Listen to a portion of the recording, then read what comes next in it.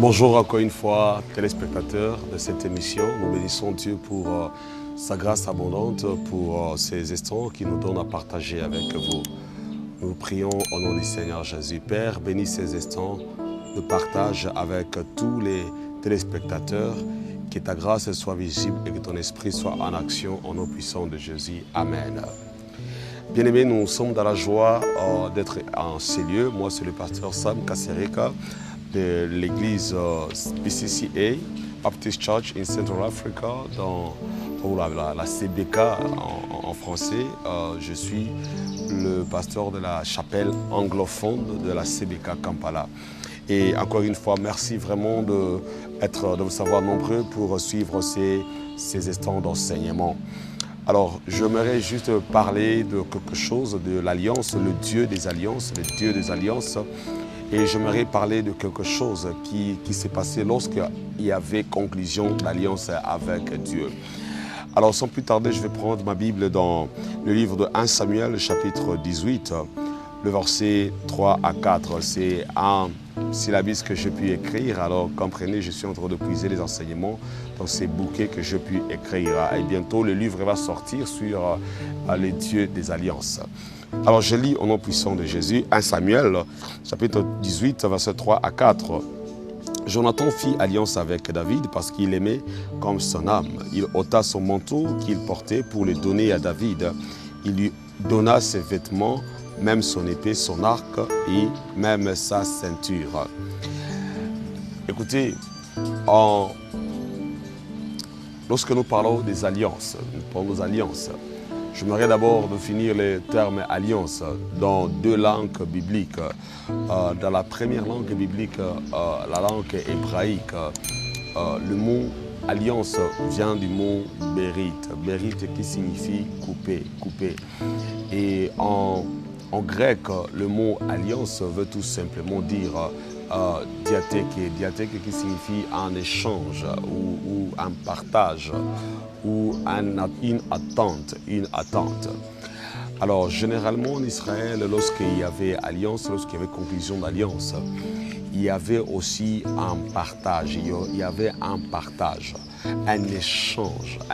De la même manière qu'on s'échange des paroles, de la même manière qu'on s'échange des promesses, je veux revenir à deux autres choses que l'on partageait dans cette émission. Je vais m'atteler sur deux choses. En fait, il y avait plusieurs échanges. Il y avait l'échange d'alliance, l'échange des paroles, l'échange des promesses. Il y avait coupure de l'alliance. On coupait l'animal à deux et puis on passait au milieu de l'animal. Là où il y avait le sang, on passait au milieu du sang de l'animal. Et puis on s'échangeait les noms et puis on s'échangeait des vêtements. C'est là où nous venons de lire dans les livres de 1 Samuel chapitre 18, 3 à 4. Vous allez trouver que Jonathan fait l'alliance avec David et puis il lui partage le manteau, il lui donne ses vêtements, son épée, son arc et sa ceinture. Alors je vais commencer par l'échange des vêtements, ou les habits, l'échange des habits. Quand on faisait l'alliance, on échangeait aussi les habits. Pourquoi est-ce qu'on échangeait les habits? Lorsque David fait alliance avec Jonathan, il y a échange des habits. Les habits, c'est quoi? Les habits, ça représente, ça symbolise la grâce. Les habits, ça symbolise la gloire. Parce qu'un homme devient glorieux lorsqu'il est bien habillé. Lorsque tu vois au loin, tu es bien habillé, tu reflètes une certaine gloire. Et vous savez, le roi en Israël, le roi et les princes, ils avaient un habillement unique en leur genre. Ils avaient ce qu'on appelait le manteau de pourpre. C'était un manteau rougeâtre qui était très cher, vraiment très cher. Alors, il y a un échange. Bien aimé, écoutez ceci. Lorsqu'il y a alliance, il y a échange d'habits. Et je dis encore une fois, lorsque je vois les deux personnes ici qui sont en train de faire l'alliance, Jonathan, qui est le prince, il est habillé en pourpre, il est habillé en vêtements chers, il est habillé en vêtements de gloire. Écoutez, David, son travail, c'était un simple berger. Et donc, le berger, il est habillé toujours très sale. Il a des habits qui sentent très mal vraiment. Alors, lorsqu'il y a échange, parce qu'il y a alliance et qu'il y aura échange de vêtements, David, disons, Jonathan va donner son habit de pourpre, l'habit royal, et David va donner son habit de berger, son habit sale, son habit puant. La même chose s'est passée aussi lorsque Jésus-Christ a fait alliance avec nous. La même chose s'est passée lorsque Dieu fait alliance avec nous. Écoutez, la même chose s'est passée à la croix. La Bible nous dit que Pilate, lorsqu'il a appelé Jésus-Christ, il lui a demandé, es-tu le roi des Juifs? Et il lui a donné, il lui a remis un manteau. Le manteau qu'il lui a remis, c'était un manteau de pourpre. La Bible le dit. Lorsque vous lisez la Bible, dans Marc chapitre 15, versets 17 à 24, il y avait échange d'habits. Alors, il prend Jésus-Christ qui était habillé en pourpre. La Bible nous dit que les soldats, il avait enlevé les vêtements, il avait enlevé son manteau. Et vous savez une chose, les soldats étaient des païens, ils étaient des soldats romains. La Bible dit qu'ils étaient partagés l'habit de Jésus-Christ en 4 morceaux. En 4 morceaux. Cela veut dire quoi tout simplement? Lorsque Christ était en train de faire l'alliance avec nous, il a enlevé son habit de gloire. Il a enlevé son habit de pourpre, son habit royal. Et il nous a donné son habit royal. Et nous qui étions mal habillés, du reste on n'était même pas habillés. La raison pour laquelle Jésus-Christ était mort à la croix, c'est parce qu'il avait fait un échange entre les gens qui étaient non habillés avec lui qui avait le manteau de pourpre, le manteau royal, qui avait un habillement royal. Parce que nous, lorsque nous étions dans le champ, dans le jardin d'Éden, nous avions perdu notre habillement de gloire. Nous avions tout perdu. Et lorsqu'on a perdu l'habillement de gloire, nous étions restés nus. Nous n'avions pas d'habit spirituel. Mais Jésus-Christ, lorsqu'il est revenu, il a donné son habit. Il a laissé ses vêtements. Il a donné son habillement afin que nous puissions être habillés. Écoutez une chose, tu ne peux jamais entrer au ciel sans que tu ne puisses être habillé par Jésus-Christ. C'est pourquoi Jésus-Christ t'a donné le manteau, il t'a donné ses vêtements afin que tu puisses avoir droit à l'accès céleste. Parce que lorsque tu es habillé, la Bible dit qu'il faut que tu puisses avoir une robe blanche. La robe blanche, c'est celle que Jésus-Christ nous a laissée afin que nous puissions avoir accès à son royaume. Il a échangé sa gloire avec notre nudité. Il a échangé sa sainteté avec nos péchés. Il a partagé, il a échangé sa royauté avec notre esclavagisme dans les péchés.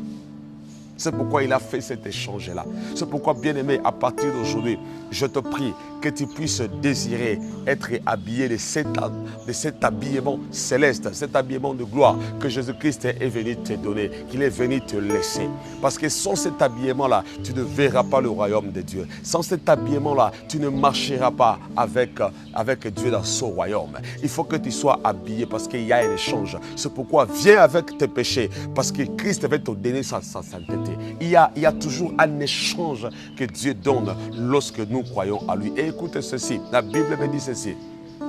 Il s'était partagé l'habillement, disons, les habits de Jésus en 4 morceaux. 4 morceaux. Et le chiffre 4 dans la Bible, c'est le chiffre du monde. C'est le chiffre du monde parce que le monde, il est représenté par les 4 coins cardinaux. Est, ouest, nord, sud. Et lorsque les militaires se sont partagés l'habit de Jésus, cela avait le sens spirituel pour dire l'habillement de Jésus. Les habits de Jésus, les vêtements de Jésus-Christ sont assez suffisants pour vêtir tous les peuples du monde des 4 coins cardinaux. C'est-à-dire quoi? Que tu sois aux ala mouindo, aux ala blanc, que tu sois blanc, que tu sois noir, que tu sois rouge, que tu sois vert, que tu sois violet. Jésus-Christ, il est à mesure de t'habiller. Si tu crois en lui aujourd'hui, l'habit de Jésus n'était pas pour les Juifs. L'habit de Jésus était pour le monde entier. C'est pourquoi même les soldats romains, ce sont les païens qui ont pris l'habit de Jésus-Christ. Ce n'était pas les Juifs, ce n'était pas Israël. Ce n'était pas Israël qui s'est habillé les vêtements de Jésus, qui s'est partagé les vêtements de Jésus, mais ce sont les païens romains qui se sont partagés les vêtements de Jésus. Pour vous dire que le salut de Jésus-Christ, c'est pour toi. Si tu es pygmée, si tu es nandé, si tu es moulouba, si tu es koussou, si tu es zoulou, que sais-je, n'importe quelle tribu, Jésus-Christ t'appelle pour t'habiller. Il a son habillement, il veut te le donner afin que tu puisses être habillé et que le ciel puisse s'ouvrir devant toi. Parce que lorsque tu es habillé par le vêtement de Jésus-Christ, les anges vont t'ouvrir la porte. Mais si tu n'es pas habillé, les anges vont fermer la porte. Tous ceux qui iront en affaire nus. Je le déclare. Oui, tous ceux qui iront en affaire, ils partiront nus. C'est pourquoi le feu vraiment va vous brûler comme il faut. Parce que déjà vous serez nus. Imaginez-vous qu'on vous brûle parce que vous êtes nus. Mais tous ceux qui iront au ciel, ce sont ceux-là qui ont pris les robes. Et la Bible nous dit ceci, ceux-là qui ont dans l'Apocalypse, il n'y a que ceux-là qui ont lavé leurs robes avec le sang de l'agneau. Ah oui, c'est là, le vêtement que Christ te donne, comprenez qu'il la lave avec son sang et il vous la donne. Et c'est comme ça que vous commencez à marcher avec Jésus-Christ, avec un habillement qui a été lavé par son sang. Et c'est ce sang-là, et c'est cet habit-là. Parce que Christ, je dis encore une fois, on a enlevé les vêtements de Jésus sur la croix, sur la croix, sur la croix. Alléluia, sur la croix. Sur la croix. Et après ça, on a donné le vêtement. Donc, c'est sur la croix. Donc, les habits de Jésus-Christ, je me rends encore une fois dire, écoutez, lorsqu'on l'a enlevé du prétoire, la Bible nous dit qu'on avait mis la couronne sur lui. Et puis, on a enlevé ses habits. Donc, déjà, quand on te met la couronne des épines, déjà, les sangs commencent à couler. Déjà, les sangs commençaient à couler dans les habits qu'on avait enlevés. Parce qu'on a d'abord mis la couronne sur lui, et puis on l'a amené, parce que les soldats s'est moqués de lui. Les soldats s'est moqués de lui. Alors il avait la pourpre et ses vêtements à l'intérieur, et puis ils lui ont donné la couronne de ses épines, et puis ils l'ont amené, ils lui ont dit, voici le roi Ecce Homo, le terme latin, voici l'homme. Alors, ils l'ont présenté avec la couronne. Déjà, les sangs commençaient à couler dans les vêtements. Et quand ils se sont présentés, ils se sont partagés les vêtements de Jésus-Christ. Automatiquement, la robe de Jésus-Christ avait déjà les sangs. C'est pourquoi Apocalypse dit que il dit que les saints qui sont au ciel, ce sont ceux-là qui ont lavé leur robe par les sangs de l'agneau. Oh, Jésus-Christ nous a donné le vêtement dans lequel il a mis son sang. Et le sang de Jésus-Christ qui nous enlève toute iniquité. Et il dit, vous allez entrer dans le royaume de Dieu. Bien-aimés, j'aimerais juste partager avec vous cette expérience. Je prie que toute personne ici, je vais finir par là mon émission aujourd'hui, c'est donc un point, et je sens vraiment que nous devons, je dois rappeler à tout auditeur ici, rêvez-toi de l'habit de Jésus. Oui, rêvez-toi de cet habit-là. Ah oui. Et aussi, si tu es déjà chrétien, j'aimerais te dire une chose. Commence à réclamer cet habillement de gloire. Ah oui, commence à réclamer cet habillement de royauté. Ah, c'est pourquoi j'aime quand Dieu dit, il fera de nous un royaume de sacrificateurs. Ah oui, parce que nous serons des sacrificateurs vêtus en pourpre.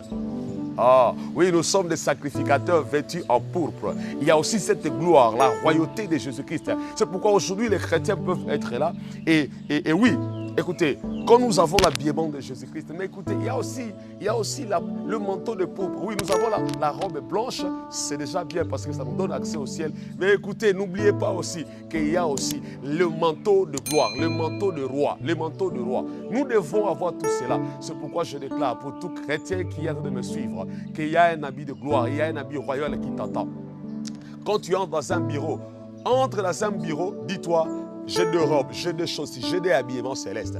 J'ai la robe blanche de Jésus-Christ qui me fait entrer au royaume, mais aussi je suis ici habillé en pourpre. C'est pourquoi ne sois pas intimidé. C'est pourquoi s'il faut postuler, postule parce que tu es un roi. C'est pourquoi s'il faut faire du business, fais le business c'est parce que tu es un roi. Et déclare que non Seigneur, je ne serai pas comme un esclave. Je ne vais pas faire un business à la normale. Non, je le fais comme un roi. Je suis un roi parce que Christ m'a habillé de son pourpre. L'habit spirituel que je dégage marche à... Oh, écoutez ceci. Il y a des gens que tu vois dans la... Si vous voyez un petit sorcier, hein, même tous ces gens-là qu'on appelle pour moi des magiciens ou que sais-je, ou des sorciers, vous allez le voir comme ça, un petit, il n'a rien, mais il est orgueilleux. Il n'a rien. Vous le voyez, il est en babouche. Mais il est orgueilleux, il est têtu, Tu te demandes, mais ce petit-ci est têtu comment? Il n'a rien. Un pouce-pousseur. Mais il est têtu. Tu klaxonnes devant lui, il reste en route. Tu te dis, mais qu'est-ce qui se passe? Oh, il est dans un autre monde. Vous voyez, il est dans un autre monde. Et dans ce monde-là, il sait qu'il est grand. Même s'il est petit dans ce monde physique ici, dans ce monde spirituel, il sait que c'est un grand. C'est pourquoi ce monde est beau. L'olendo, tu dis, mais c'est quoi? Oh non. Il marche dans ce monde, mais il se souvient toujours que non, Nabutu Lelo, Nagosa la prince. Même si dans ce monde, c'est ça pour se pousser, mais Nabutu il devient pilote. La nuit il devient pilote, la journée il est pour se pousser. C'est pourquoi il est orgueilleux. Mais toi aussi, sois fier de ce que tu es. Même si dans le monde physique, tu es en train de marcher en babouche, mais sache que dans le monde spirituel, tu as un habit de gloire, tu as un habit de roi. C'est pourquoi commence à déclarer la royauté quand les gens voient que tu n'es rien. Oh, même si quelqu'un te dit aux arrières, dis-toi non, écoutez, j'ai ma pourpre, j'ai un habit de j'ai un habit de royauté parce que je suis le fils du roi. Je suis un héritier de la royauté parce que Christ m'a laissé sa royauté. Commence à marcher avec ton habit de gloire. Commence à faire des choses comme un roi. Commence à penser comme un roi. Ah oui. Commence à penser, change de mentalité. Commence à marcher selon ton habillement spirituel et non pas selon ton habillement physique. Oui, commence à marcher comme un roi. Commence à faire des choses. Commence à prêcher comme un roi. Commence à dire des choses comme un roi. Commence à faire des choses comme un roi. Commence à faire des émissions comme un roi. Ah oui, commence à faire des choses comme un roi. Commence à faire... Bien-aimé, tu n'es pas appelé à vivre dans le physique comme ça. Non, non, non, non, bien-aimé. Commence à voir dans le spirituel et commence à faire des choses. Écoutez, si aujourd'hui, la femme de Tshisekedi dit, il vient auprès de son père, il dit, papa, je vais commencer une compagnie. Ah oui, il dit, papa, je vais commencer, je vais construire un hôtel. Vous pensez qu'il va construire 2 chambres et salon? Ah non. Si aujourd'hui la femme d'un président, Museveni, que sais-je, il vient auprès de son père et il dit, papa, je vais commencer une compagnie de filmage comme celle-ci. Vous pensez que non? Il viendra comme ça, il dit, bon, ok, commence comme ça, et puis non, mais ça va commencer une maison de production. La vision, il viendra auprès de son père, pas pour demander une caméra ou 2 caméras. Il viendra pour demander une maison de production complète. Complète, alors j'ai dit complète. Parce qu'il sait que je suis le fils d'un roi. Mon père, c'est un roi. Et toi aussi, je prie qu'à partir d'aujourd'hui, tu commences à demander des choses. Tu commences à rêver avec Dieu. Tu commences à dire, Seigneur, je marche dans ma royauté. Je fais des choses dans ma royauté. Je suis le fils du roi. J'ai ma pourpre spirituelle. Et je marche selon, pas selon mon accoutrement charnel, pas selon mon accoutrement physique, mais selon mon accoutrement spirituel. Et je vous dis, cette pourpre-là, dans le monde spirituel, elle doit se manifester aussi dans le monde physique. Je prie qu'à partir d'aujourd'hui, tu commences à marcher selon la nouveauté de vie, selon la nouveauté de ton habillement. Sois revêtu. Sois revêtu. Ma prière que tu sois revêtu. Sois revêtu. Un revêtement spirituel. Que ta pourpre, là où tu ne savais pas que tu avais la pourpre, là où tu ne savais pas que tu avais le manteau de gloire, le manteau de prince qui t'a été légué. Je prie qu'aujourd'hui, tu commences à marcher selon ta pourpre. Sois revêtu de la puissance de Jésus. Sois revêtu de la gloire du Saint-Esprit. Sois revêtu au nom de Jésus. Et si tu es là, tu n'as jamais reçu Christ dans ta vie. Allez, c'est le temps de changer. C'est le temps de changer. Dis-lui, Seigneur, je te donne mes péchés, donne-moi ta sainteté. Seigneur, je te donne ma honte, donne-moi ta grâce. Ah non, Seigneur, je te donne ma vie terrestre, donne-moi ta vie céleste. Oui, Seigneur, je te donne ma vie temporelle, donne-moi ta vie éternelle. Parce que c'est l'échange qui doit se passer.